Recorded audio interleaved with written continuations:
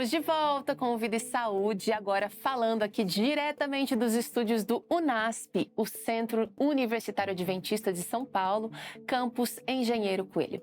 Aqui você encontra vários cursos de graduação e especializações e para saber mais informações acessa lá unasp.br.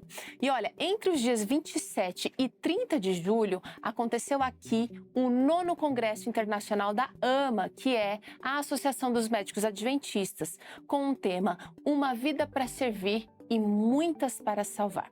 Para você conhecer mais sobre o trabalho dos médicos membros da AMA, acesse médicosadventistas.org.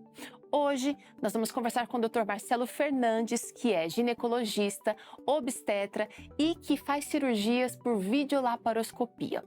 Hoje, o Dr. Marcelo vai falar para a gente sobre o HPV. Bem-vindo, doutor, tudo bem? Olá, tudo bem?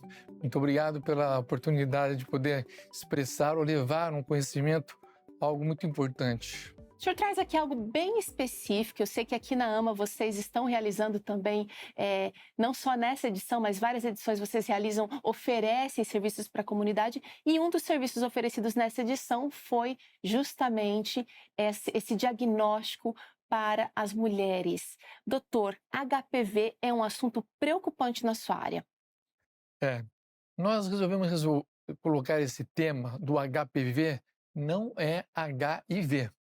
Fique bem claro isso. Por quê? Eu costumo pegar muitas pacientes no consultório e falam, doutor, eu estou com HIV. Eu falei, não é HIV, é HPV. A minha preocupação é que, ultimamente, nós temos selecionado e visto no consultório muitas pacientes com essa infecção por esse vírus.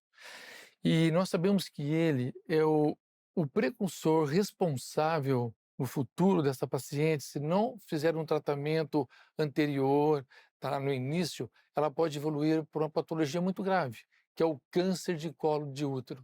E o câncer do colo do útero é a segunda maior patologia que a mulher apresenta hoje.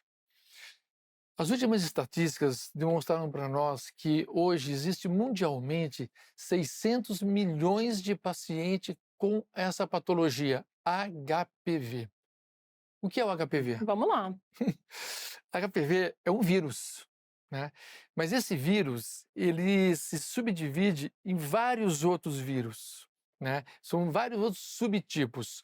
E existem uns subtipos que são menos oncológicos, quer dizer, aqueles vírus que realmente são mais agressivos e vai levar a paciente para uma evolução de um câncer de colo de útero. E existe um subtipo desses vírus que não são tão oncológicos, que é que vão apresentar outros tipos de sinais que nós vamos comentar mais adiante. Falando em sinais, a gente quer saber quais os sintomas do HPV, doutor. É importante isso. O HPV, ele é transmitido sexualmente. Então, a nossa preocupação é que muitos adolescentes hoje têm nos procurado no consultório, falando, doutor, eu vim aqui porque minha colega disse para mim que ela fez um exame e achou uma intercorrência no exame e que teve que fazer uma cirurgia. Eu estou preocupada. Falei, tá bom. E a gente começa a fazer um diagnóstico dessa paciente, começa a fazer umas perguntas para ela. Quanto tempo você já começou a ter relação? Quantos parceiros você já teve? E a gente vê que essas pacientes não procuraram um ginecologista para ter um conhecimento, uma orientação, para assim, como que eu devo me prevenir para não ter esses tipos de infecções? Elas se preocupam muito com HIV, se preocupam muito com sífilis, hepatite B, hepatite C, mas não sabem muito sobre o HPV, né? Então, a nossa preocupação é essa. E eu falo o seguinte, que eu gostaria de enfatizar muito hoje para nossos ouvintes que estão nos observando, é que começou a ter relação, depois de 1 ano, o ideal é que você procure um ginecologista. Você me perguntou dos sintomas. É por isso que eu estou dizendo isso anteriormente, porque a paciente não vai ter sintoma nenhum, né? No início do HPV, né, ele demora muito tempo para ele apresentar algum sinal clínico, como por exemplo, né, os HPVs que não são oncogênicos, tipo 6 e o 11, que apresenta nas mulheres a presença de verrugas. Tem muitos pacientes que às vezes nos procuram e falam, doutor, achei uma feridinha aqui embaixo. É uma verruguinha, uma coisa simples. Mas quando a gente vai examinar, não é somente a presença dessa lesão, mas quando a gente coloca e faz o exame do Papa Nicolau, a gente vai ver que lá no colo do útero também está associado o outro subtipo desse vírus que pode levar ela a uma patologia mais grave. Quer dizer, se uma mulher não está fazendo os seus exames preventivos, ela dificilmente vai notar o HPV se ela não tiver, por exemplo, uma verruga como essa. Ela pode estar com a doença, mas a doença está silenciosa. Exatamente. E aí, quando ela for nos procurar, fala assim, eu não sinto nada, né? E quando ela começar a sentir algumas alterações de dor e alguns sangramentos inespecíficos, aí ela procura o ginecologista. Aí, quando vai examinar, aí a gente faz um exame que é o Papa Nicolau, que pode vir alterado, aí faz um exame mais profundo, que a gente chama assim de colposcopia, que é um exame que aumenta a lesão do colo do útero, onde nós fazemos uma retirada de um fragmento, né? Faz uma biópsia desse colo para justificar realmente se tem a presença ou não desse HPV e a profundidade que está essa lesão, né? Aí, se ela nos procura já nesse grau, possivelmente ela está com uma doença já muito avançada e o tratamento seria um pouco mais invasivo, mais radical para essa paciente.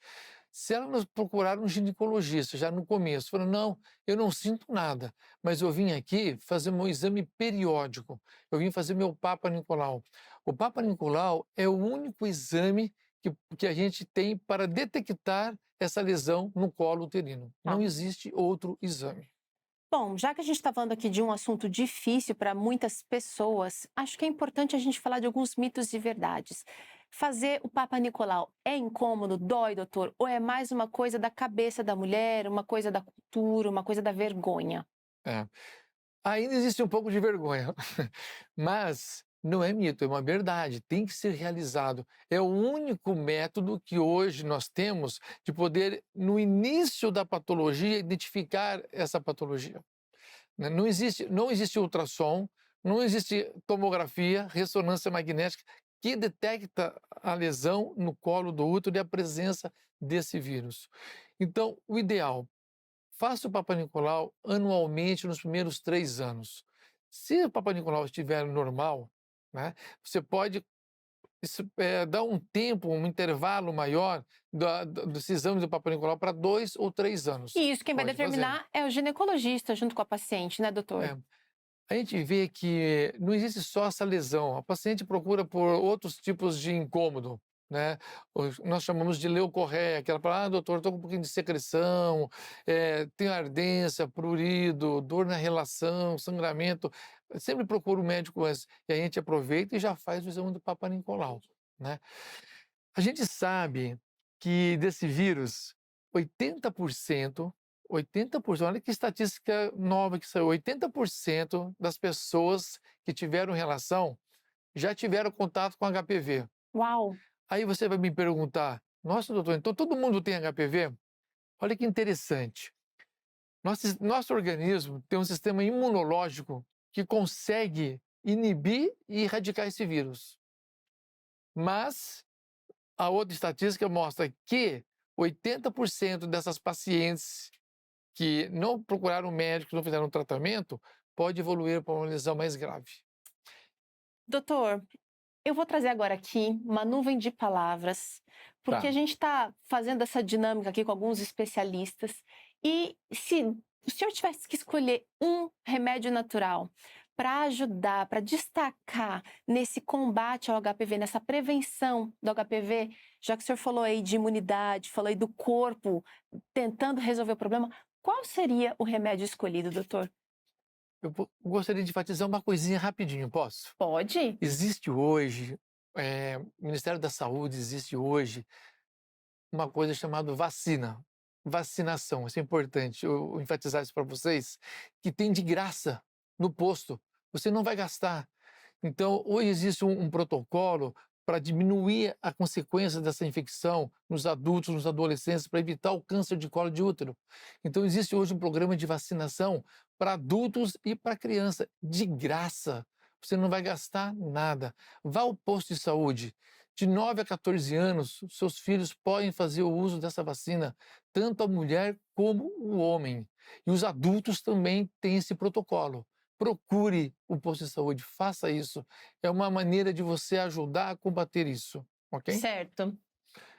E sobre a nuvem de palavras? Então, vamos procurar aqui.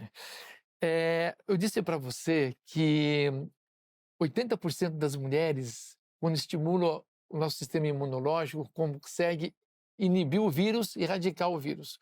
Então, nós temos que procurar alguma coisa que aumente nossa imunidade e que não seja coisa tão difícil. Por exemplo, tomar água é difícil? Não. Fazer exercício é difícil? Não. Você dormir suas 7, 8 horas é difícil? Não. Você ter uma temperança na sua alimentação que não vai prejudicar o seu organismo, o seu rim, o seu fígado, o seu intestino, que aumenta a sua resistência? Não.